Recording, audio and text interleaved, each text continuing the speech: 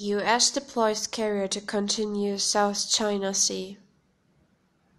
The United States deployed aircraft carrier USS Carl Vinson to patrol the increasing continuous South China Sea, despite Beijing's warning not to challenge its own sovereignty in the rescuer's Red Sea.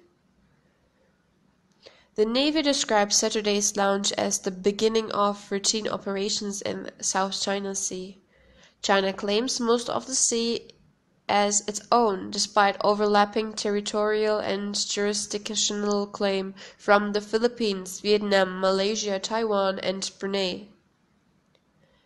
Last week at a news conference, China's Foreign Ministry spokesman Zheng Shuang denounced advance news of the deployment.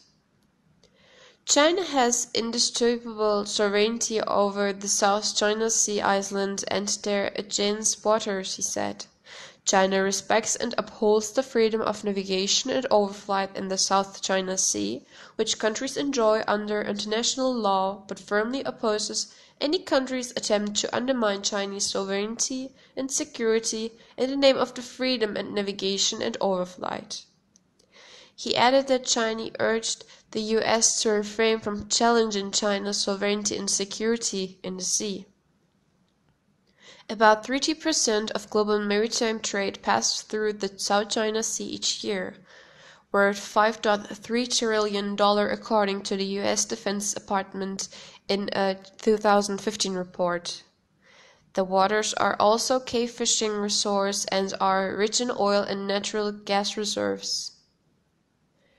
In July, an international tribunal at The Hague, Netherlands, issued a sweeping condemnation of China's claim and conduct in the disputed water.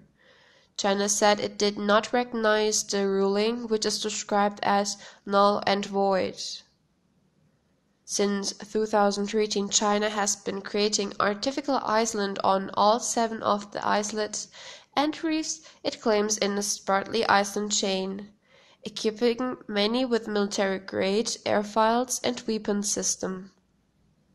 The United States has taken no position on the territorial claims but has conducted periodic freedom of navigation operations near the Chinese holdings, which have triggered heating warnings from Beijing. In July, a senior Chinese admiral said such operations could end in disaster. Tensions have also risen in the past over occasional close encounters between US and Chinese ships and aircrafts around the disputed areas. In the most recent case, on February 8, a US Navy P-3 Orion patrol aircraft and a Chinese surveillance plane flew within 1,000 feet over each other over the South China Sea, an encounter that naval officials believed to be inadvertent. Ahead of its deployment to the South China Sea, the USS Carl Vinson and other ships and aircraft from the strike group conducted training off Hawaii and Guam. The training completed over the past few years has really brought the team together and improved our effectiveness and readiness as a strike group, Reader ADM James Kilby, commander of the strike group, said in a statement. We are looking forward in demonstrating those capabilities while building upon existing strong relationships with our allies, partners and friends in the Indo-Asia-Pacific region. The deployment comes as the new Trump administration defines policies and priorities toward the South China Sea.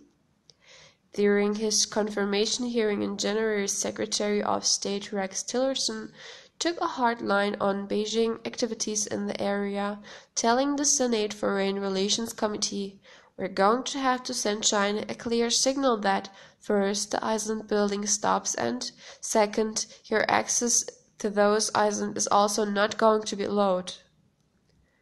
Defense Secretary Jim Mattis, during a visit to Tokyo this month, criticized China for its assertiveness in the South China Sea, saying it had shredded the trust of nations in the region, but he emphasized a more diplomatic approach.